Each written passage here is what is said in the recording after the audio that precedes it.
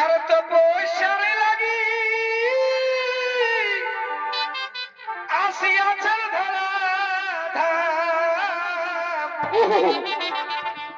ও যে কি যে আছে মনের বাসনা আরে ভাই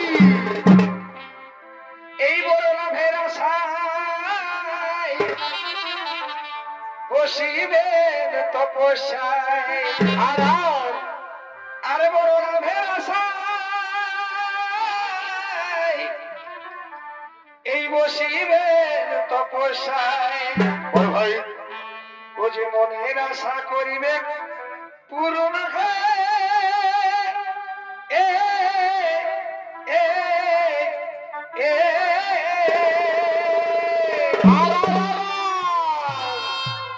এই অহংকারের প্রতি হইল তার ক্ষতি ও দেখো তো ভাসুরের কেরামতি হে ও দেখো তো ভাসুরের কেরামতি হে দাদা তো ভাসুরের কেরামতি হে এ এ এ বড় ভাই এই অহংকারের প্রতি হইল তার ক্ষতি দেখো তো ভাসুরের কেরামতি হে ভাসুরের কেরামতি হে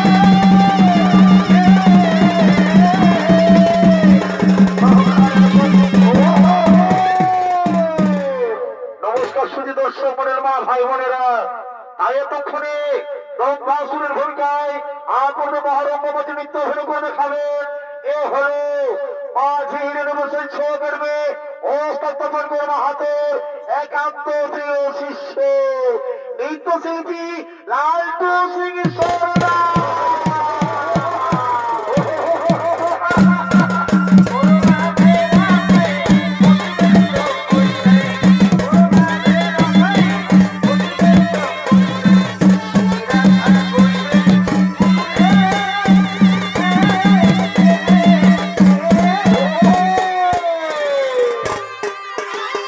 অহংকারের প্রতি হইল তার ক্ষতি, ভাসুরের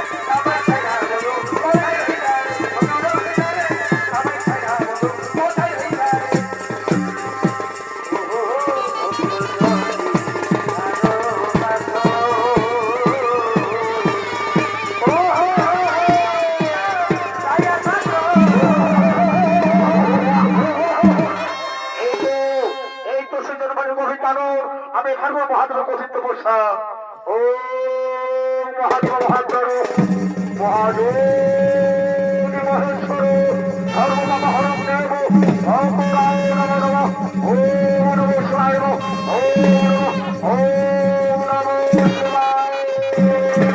ওরে পুত্র নমাসুর, ওরে পুত্র নমাসুর, তোমার আরাধনায় সন্তুষ্ট হয়েছে বৎস। বলো বৎস বলো, তোমার আমি কি বর প্রদান করিব? কে আমার তো বাসুর রেখে একে মাতা প্রভু প্রভু আমার আরাধনায় যদি সন্তুষ্ট হয়ে থাকে প্রভু, তাহলে আমার শতকোটি প্রণাম করো তো ভাবছু বৎস। বলো বৎস বলো, তোমার আমি কি বর প্রদান করবো?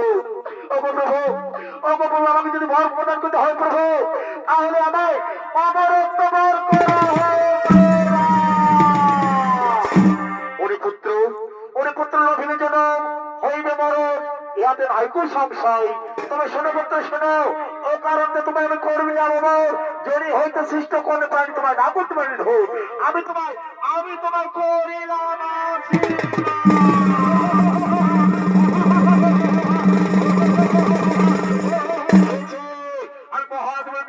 বললাম করছে তারপর বলি আনবে, কিন্তু কোথায় কোথায় বলতে শুনবে শুনবো ছুটে এসে আমারই শোনো।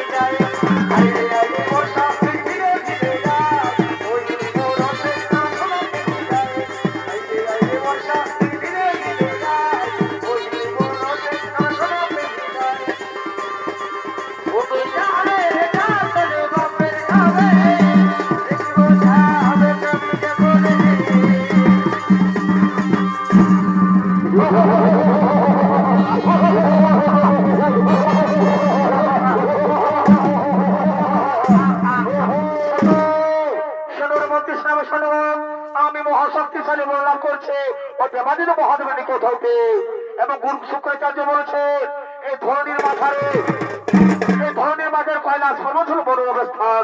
চলো চলো মন্ত্রী শুনাবে শুনবো আর তো কয়লাস পর্বতে করিব আক্রমণ।